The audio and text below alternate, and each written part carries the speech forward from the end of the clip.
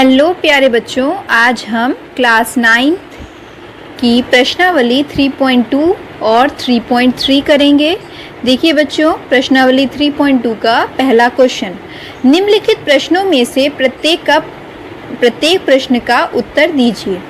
First है, कार्तीय तल में किसी बिंदु की स्थिति निर्धारित करने वाली क्षैतिज और ऊर्ध्वाधर रेखाओं के नाम हैं। यानी कि जो क्षैतिज रेखा होती है, क्षैतिज रेखा कौन सी होती है? जो एक्स अक्ष होता है उसको कहते हैं क्षैतिज रेखा, और जो वाई अक्ष होता है उसको कहते हैं ऊर्ध्वाधर रेखा। तो इन रेखाओं के नाम क्या हो गए? इन रेखाओं के नाम हो गए एक्स अक्ष क्षैतिज रेखा का, और ऊर्ध्वाधर रेखा का हो गया आपका वाई अक्ष। ठीक है बच्चों, अब देखिए इसका सेकंड पार्ट, इन दो रेखाओं से बनने वाले तल के प्रत्येक भाग के नाम बताइए। तो 4 तल बनते हैं। पहला तल है प्रथम चतुर्थांश, दूसरा है द्वितीय चतुर्थांश, तीसरा है तृतीय चतुर्थांश और चौथा है चतुर्थांश। ठीक है बच्चों। थर्ड देखिए, उस बिंदु का नाम बताइए जहां ये दो रेखाएं प्रतिच्छेद करती हैं। जहां पर यह दोनों रेखाएं प्रतिच्छेद करती हैं उस बिंदु का नाम है मूल बिंदु। ठीक है, इसके जो निर्देशांक होते हैं मूल बिंदु के वह होते हैं 0,0। ये इसके निर्देशांक होते हैं। आइए बच्चों चलते हैं प्रश्न नंबर 2 की ओर। आकृति देखकर निम्नलिखित को लिखिए। सबसे पहला देखिए इसमें बी के निर्देशांक। बी के आपको निर्देशांक लिखने हैं। तो देखिए बच्चों, बी आपका ये है। बी के निर्देशांक लिखने के लिए सबसे पहले आपको बी से एक्स अक्ष की दूरी देखनी है। तो बी से एक्स अक्ष की दूरी कितनी है? बी से एक्स अक्ष की दूरी है -5, है ना। और बी की फिर वाई अक्ष से दूरी कितनी है? ये वाले अक्ष से बी की वाई अक्ष से दूरी है 2। बिल्कुल सीधे देखिए ये जो लाइन है ये कैसे जा रही है, तो ये आपको यही देखना है। दूसरा देखते हैं सी। सी के निर्देशांक आपको लिखने हैं, यानी कि ये। तो सी के निर्देशांक लिखने के लिए सी से एक्स अक्ष की दूरी देखेंगे। सी से एक्स अक्ष की दूरी कितनी है? देखिए बिल्कुल ये लाइन कैसे जा रही है 5 पे, तो ये हो जाएगी 5। और वाई अक्ष से इसकी दूरी देखिए -5, तो वाई इसके निर्देशांक हो जाएंगे 5 और -5। अब देखिए थर्ड वाला पार्ट, इसका निर्देशांक -3 और -5 द्वारा पहचाना गया बिंदु। तो -3 कहाँ पे है? ये है आपका -3, है ना। और -5 कहाँ पर है? -5 ये। सबसे पहले आपको x अक्ष में देखना होता है। जो पहला पॉइंट होता है, पहला बिंदु होता है, वह x अक्ष का होता है, इसलिए -3 हमने x अक्ष में खोजा है। तो -3 ये रहा और -5 ये रहा, यानी कि कौन सा बिंदु आ रहा है? यह आ रहा है E, ये वाला बिंदु, है ना। तो जो ये निर्देशांक -3 और -5 द्वारा पहचाना गया बिंदु है तो वह E है। उसके बाद निर्देशांक 2 और -4 द्वारा पहचाना गया बिंदु। तो 2 कहाँ पे है? एक्स अक्ष में देखिए 2, ये आपका 2 है ना। और -4 कहाँ पे है? वाई अक्ष में, ये आपका -4 है। तो यानी कि ये रहा 2 और ये रहा -4। ये दोनों बिंदु कहाँ मिल रहे हैं? ये दोनों बिंदु मिल रहे हैं आपका G पॉइंट पे। तो निर्देशांक 2 और -4 द्वारा पहचाना गया बिंदु हो जाएगा आपका G। अब अगला प्रश्न देखिए, 5th पार्ट इसका, D का भुज क्या है? भुज कौन सा पॉइंट होता है, कौन सा बिंदु होता है? जो x का निर्देशांक होता है वह भुज होता है। तो D कहाँ पे है? ये आपका D है। तो D से x अक्ष तक जो जा रही है लाइन, वो जो पॉइंट है कौन सा मिल रहा है हमको? देखिए यह हमको मिल रहा है 6। तो D का जो भुज है वह कितना है? D का भुज है 6। ठीक है। उसके बाद बिंदु H के निर्देशांक लिखने हैं आपको। तो बिंदु H कहाँ पे है? देखिए ये आपका बिंदु H है। तो सबसे पहले x अक्ष की तरफ जाएंगे, फिर y अक्ष की तरफ जाएंगे।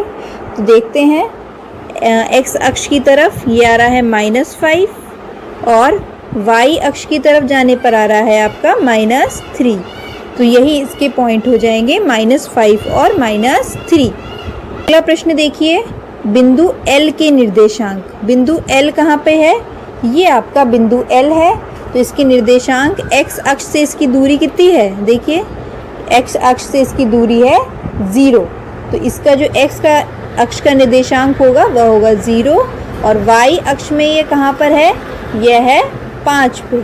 तो y अक्ष से मतलब y अक्ष का इसका निर्देशांक हो जाएगा 5। तो L के निर्देशांक हो जाएंगे 0 और 5। अब अगला देखिए 8th वाला प्रश्न, बिंदु M के निर्देशांक। तो बिंदु M कहाँ पर है? बिंदु M है आपका ये, है ना। तो बिंदु M की x अक्ष से दूरी कितनी है? -3 पर है ना बिंदु M। तो -3 हो जाएगा इसका पहला निर्देशांक। और y अक्ष से कितनी दूरी है? y अक्ष से दूरी है इसकी 0। तो y का निर्देशांक हो जाएगा 0। तो इस तरह बिंदु M का निर्देशांक हो जाएगा -3 और 0। ठीक है बच्चों, चलते हैं अगले प्रश्न की ओर। तो आइए बच्चों देखते हैं प्रश्नावली 3.3 का प्रश्न नंबर 1।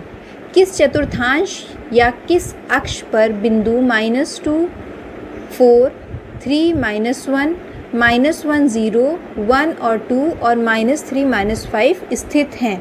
कार्तीय तल पर इनका स्थान निर्धारण करके अपने उत्तर सत्यापित कीजिए। तो देखिए बच्चों, इस प्रश्न में आपको बताना है कि यह जो निर्देशांक है यह कहाँ पर होंगे और इनके चतुर्थांश भी बताने हैं। तो जो 4 चतुर्थांश होते हैं वह कुछ इस प्रकार से होते हैं। ये पहला चतुर्थांश होता है, यह दूसरा चतुर्थांश होता है, यह तीसरा चतुर्थांश होता है और यह चौथा चतुर्थांश होता है।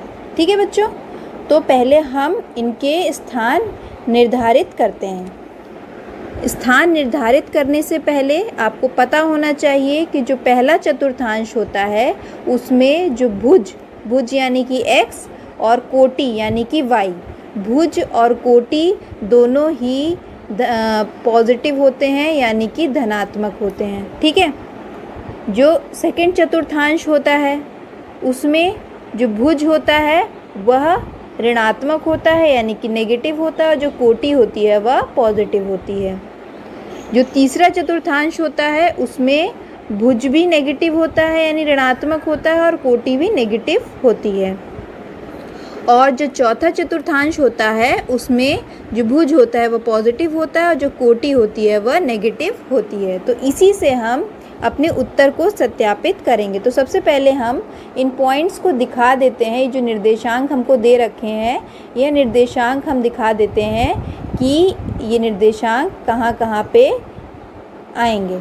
हाँ तो बच्चों, पहला बिंदु क्या है? पहला बिंदु है हमारे पास -2 और 4। ये आपका -2 दे रखा है, यह 4 दे रखा है। जहाँ पर ये जो दोनों बिंदु होंगे एक दूसरे को प्रतिच्छेद करेंगे वही हमारा पॉइंट आएगा। तो हम बिल्कुल इस तरह सीधी रेखा खींचेंगे और ये देखिए इसको मिला देंगे 4 से, यानी कि ये जो पॉइंट है हमारा यहाँ पे जहाँ पे दोनों प्रतिच्छेद कर रहे हैं यही हमारा -2 और 4 है। और इसको हम लिख देंगे -2 और 4। तो ये हमारा यहाँ पे जो पॉइंट है ये आ गया हमारा -2 और 4। ठीक है बच्चों।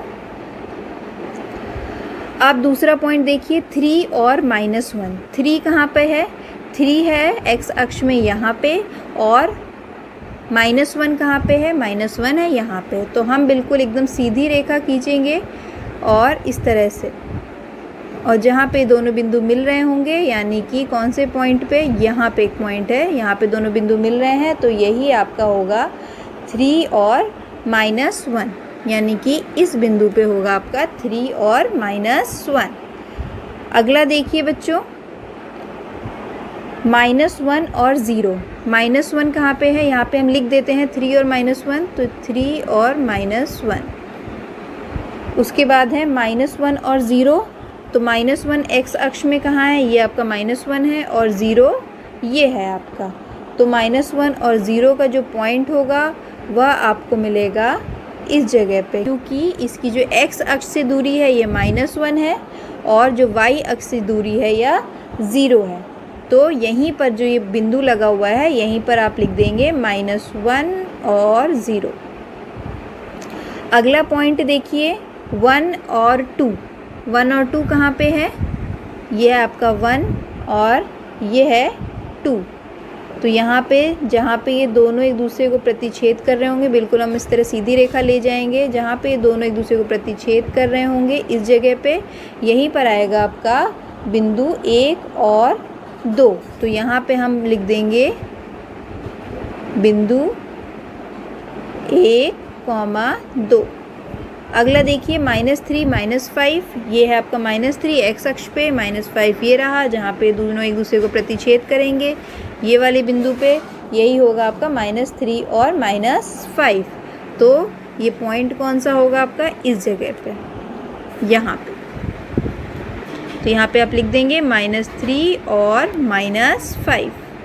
अब बच्चों उसमें लिखा था कि कार्तीय तल पर इनका स्थान निर्धारण करके अपने उत्तर सत्यापित कीजिए। तो उत्तर सत्यापित कैसे होंगे? सबसे पहले तो यहाँ जितने भी इस वाले अक्ष में हैं, यहाँ पे इस तरफ हैं, ये होंगे फर्स्ट चतुर्थांश, पहले चतुर्थांश में होंगे। ठीक है, ये वाले जितने भी बिंदु हैं यह द्वितीय चतुर्थांश में होंगे। यहाँ पे जो बिंदु हैं यह तृतीय चतुर्थांश में होंगे और यहाँ पे जो बिंदु हैं यह चतुर्थ चतुर्थांश में होंगे। ठीक है, उसके बाद हमने क्या बताया था कि जो प्रथम चतुर्थांश होता है उसका भुज भी पॉजिटिव होता है, यानी धनात्मक होता है, और कोटि भी पॉजिटिव होती है। तो यहाँ पे फर्स्ट चतुर्थांश में 1 और 2 है, दोनों की जो भुज और कोटि है वह क्या है? धनात्मक है, यानी कि बिल्कुल सही है और यह सत्यापित हो गया। सेकंड वाले में हमने बताया था कि सेकंड चतुर्थांश का जो भुज होता है वो नेगेटिव होता है और कोटि पॉजिटिव होती है। तो दोनों ही जो बिंदु यहाँ आ रहे हैं, निर्देशांक आ रहे हैं, उनका भुज नेगेटिव है और कोटि पॉजिटिव है। तो यह भी आपका सत्यापित हो गया। तीसरा क्या है?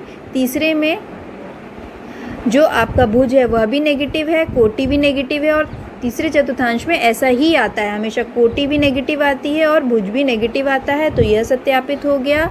इसी प्रकार चौथे चतुर्थांश में भुज जो होता है वह पॉजिटिव आता है। तो देखिए भुज पॉजिटिव है और जो कोटि है वह नेगेटिव आती है। तो यह कोटि आपकी नेगेटिव आ रही है, यानी कि यह भी सत्यापित हो गया। इस तरह यह जो थे ये सारे निर्देशांक सत्यापित हो गए। हाँ तो बच्चों देखिए प्रश्न नंबर 2 प्रश्नावली 3.3 का, इसमें भी आपको ये सारे बिंदु हैं यह इस ग्राफ में दिखाने हैं। तो पहला बिंदु देखिए, पहला बिंदु क्या है? पहला बिंदु है -2 और 8। तो -2 x अक्ष में कहाँ पे है? ये है, और 8 यहाँ पर है। तो यानी कि बिल्कुल एक सीधी आप लाइन खींचेंगे और जहाँ 8 से मिल रही होगी ये जो बिंदु होगा इसी को कहेंगे -2 और 8। तो इसको हम दिखा देते हैं, ये है आपका बिंदु, इसको लिख देंगे आप -2 और 8। ठीक है, ये आपका पॉइंट हो जाएगा। दूसरा देखिए बच्चों, अगला है -1 और 7। तो ये आपका -1 है और यह आपका 7 है। तो -1 यानी कि बिल्कुल आप सीधाई से चलेंगे, कि ऐसे चलेंगे और ये ऐसे काट रहा है, यानी कि ये वाला जो बिंदु है ये वाला, यही आपका -1 और 7 होगा। तो इसको हम दिखा देते हैं, यहाँ पे आएगा -1 और 7, इस जगह पे आएगा -1 और 7, यही आपका बिंदु होगा -1 और 7। ठीक है बच्चों? हाँ तो बच्चों देखिए तीसरा निर्देशांक 0 और -1.25, 0 और -1.25। तो 0 कहाँ पे है? 0 तो आपको पता ही है कि 0 होता है यहाँ पे, और 1.25, 1.25 कहाँ पे होगा? 1.25 होगा, वो भी माइनस के 1.25 है, तो माइनस के 1.25 होगा -1 और 2 के बीच में। ठीक है, -1 और 2 के बीच में। अगर आप इसको ध्यान से देखेंगे अपने ग्राफ में तो -1 और 2 के बीच आपको 10 इस तरह की लाइनें दिखेंगी। तो जो 10 लाइनें होती हैं वह प्रत्येक लाइन जो होती है, जैसे फर्स्ट लाइन है वह दर्शाती है 1.1, जो यहाँ पहली लाइन होगी वह दर्शाएगी 1 -1.1। दूसरी लाइन 1.2, तीसरी लाइन 1.3, 1.4, इस तरह से सारी लाइनें दर्शाती हैं इन पॉइंट्स को।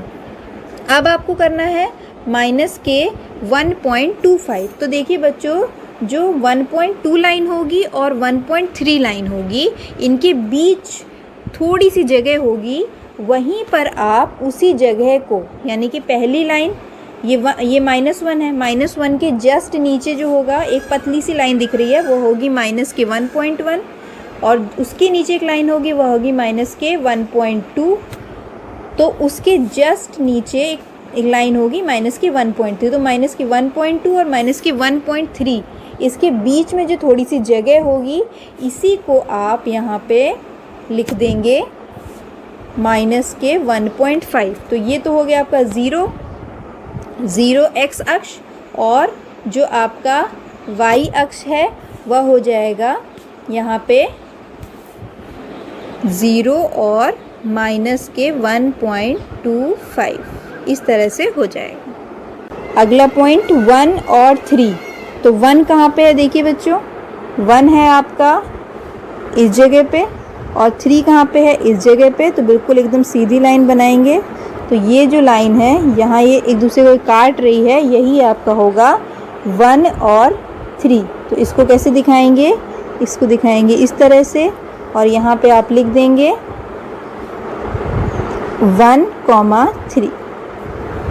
अगला देखिए 3 और -1। तो 3 कहाँ पे है, देखिए 3 है आपका ये, और -1 क्या है, कहाँ पे है, -1 है आपका ये। तो यहाँ पे जो दोनों लाइन एक दूसरे को काट रही होंगी यहाँ पे, यानी कि इस पॉइंट पे, ये आपका होगा 3 और -1। तो इसका पॉइंट लिख देते हैं। इसका पॉइंट होगा आपका इस जगह पे 3 और -1। तो यहाँ पे आप लिख लेंगे 3 और -1।